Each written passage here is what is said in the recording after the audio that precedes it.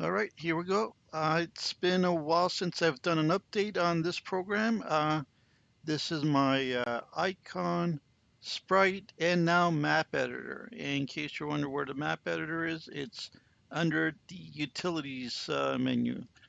So that brings it up. While it's up, you can't currently use the main Sprite editor. If you close the window down, you can.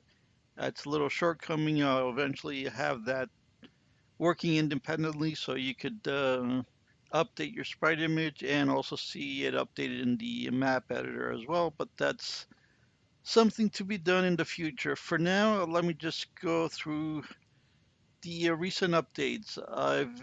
I've changed the user interface a bit. It makes better use of your display now. So whether it's full windowed mode or not, everything works properly. You can scroll to the areas that are not visible, and you can resize the zoom area, and it works better overall. So everything is can be managed much better this way, and everything just kind of works better.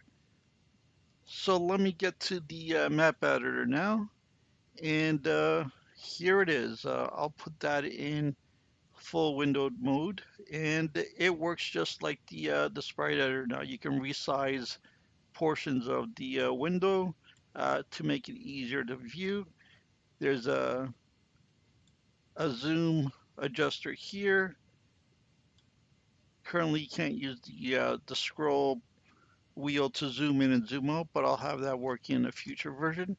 So everything here is kind of bare. There's not a lot of features, but I think there's enough here for it to be useful. So just using some simple tiles here, we can create a map, and we could put in our program. Let me just bring up Freepascal here, and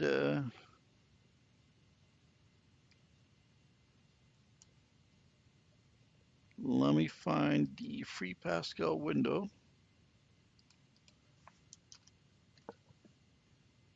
Bring that over. So here's some code I've written to actually display the map you could export. So this is all it's required. It's not very complicated. I'll show you the code that gets generated.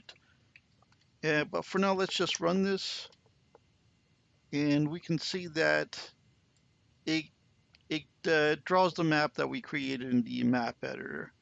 And if I update this, so let's export that. Sorry, we need to do it from here. I'll go through that in a bit. So we have to choose this option. So this exports the graphic and also the map information. So if we do that, bring back the editor. If we run it now, we should be able to see the updated map.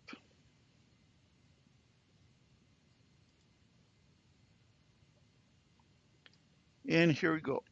So that's all it takes to create some kind of workflow where you can update your map and test your program. But let me show you a few things you can do with the map editor.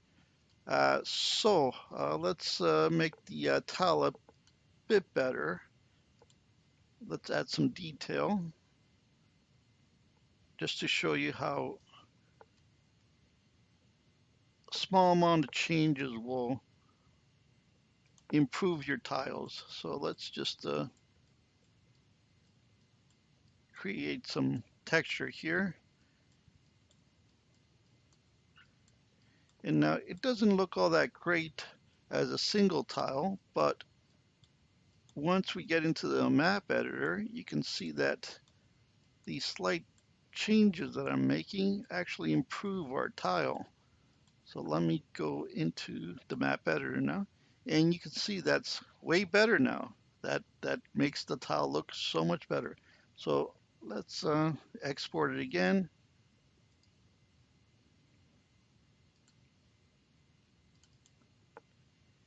And back to Freepascal. So everything I'm doing in Freepascal, you could pretty much do in any of the supported compilers and interpreters. I'll try to release some code that shows you how to use it in all those different languages.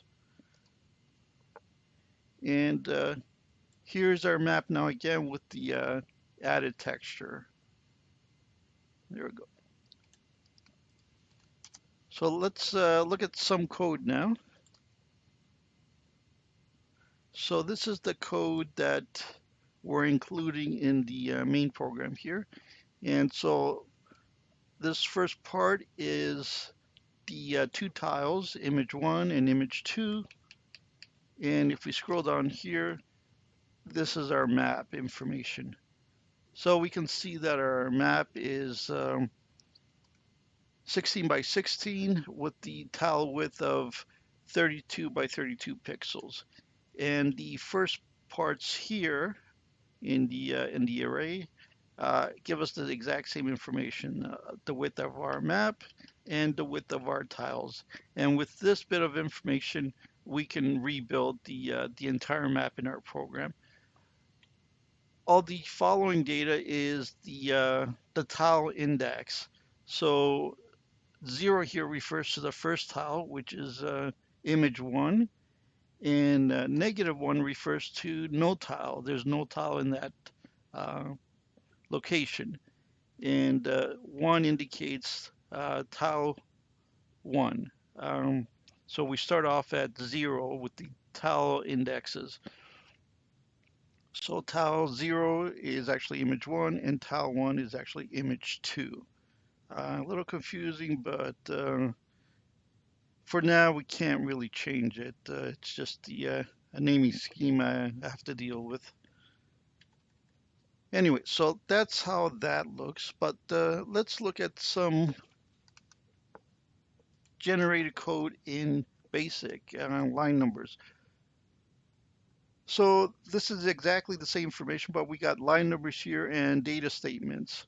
So we could export not just res files, but once we're in the map editor, if we want to do some quick export, we can export the current map to any of these languages, and we will get this result right here. So this is an easy way of testing your map. So this code we could basically use in GW Basic or any other basic language that supports data statements. So I've tried to make this export option generic.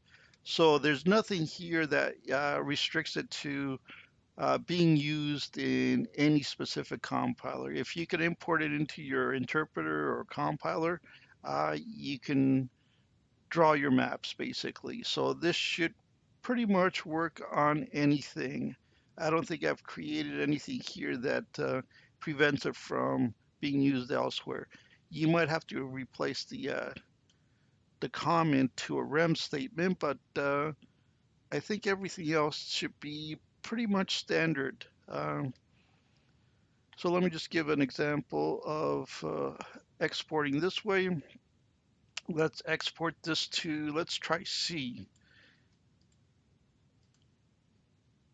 And let's call it test C because we're not really all that creative with names. And let's go back into Visual Studio Code. And test C. And there we go. So there's our code again, but in C array. So everything is the same except it's wrapped in C syntax. So I think that's all I have for this video. You can try creating your own maps. Oh wait, I forgot. So this is where we would set the export properties. So you can choose the language here as well. So this would be if you were to use the res include option. So you would specify all this ahead of time. And this takes effect when you do export res here. Otherwise, if you do export from here, it's whatever you select from here. And so I think that pretty much covered everything. I may be forgetting a few minor things, but I think that's it. Give it a try. I'll put a link in the description of the video, but that's all I've been working on since the last video. So enjoy.